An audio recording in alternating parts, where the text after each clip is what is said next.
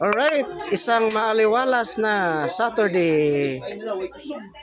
Ano oras? Sa kahaponon. So this is Honda Click 125 installation of two-way alarm mga busing. So testing ta.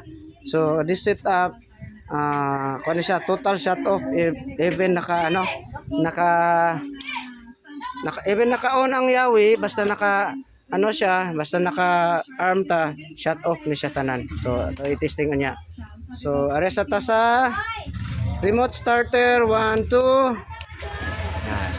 Start. Oh, syempre okay. Tapos off na to sa remote. Start na to sa yawi. Start. Tapos off na to sa remote. So kagandahan na ni mga busing maski naka-on ang susi pag naka-deactivate siya, patay gyud siya ang panel oh. Pero naka-on ang susi. Ayan. So okay. Sakto na kay ini ay saba. Sunod is kunwari naka-activate imong anti-thief. Papindot ya busing.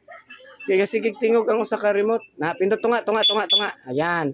So i-arm na to o naka-enter into anti-thief mode na siya. Pag isusi na to mga busing is kahit naka-on pa ni siya, hindi ni siya mag-on ang panel. Instead mag-alarm siya. Oh. Ayan oh, kung nakita nyo, nag-blackout siya. Seconds na nga nag-on, blackout na siya. Okay, that's it. Tapos siyempre, di ma-start. Okay na. Oh. Di gini pakawat. So sabay lain. So bawal ipasot ha. So that's it. Thank you for watching.